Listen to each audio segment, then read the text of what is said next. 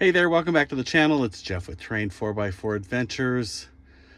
I'm going to share a quick little fix, hopefully a fix, shared to me by my buddy John Devereaux on how to get rid of this annoying noise when lifting the bed. So I've heard people that have tried putting like some Velcro strips on, but they inevitably will just kind of wear off.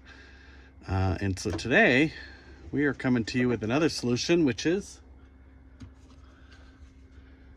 just rubbing on a little bit of ski wax. So let's give this a try, see if it does anything. Hopefully we can get rid of that annoying squeak.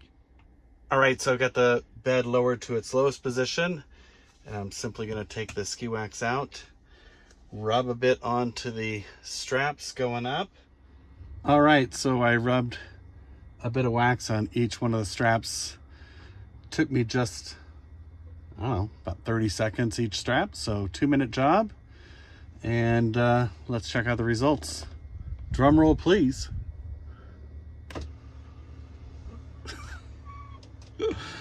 Oh my goodness.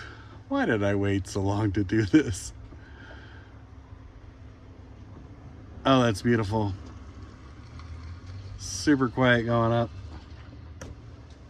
Super quiet going down.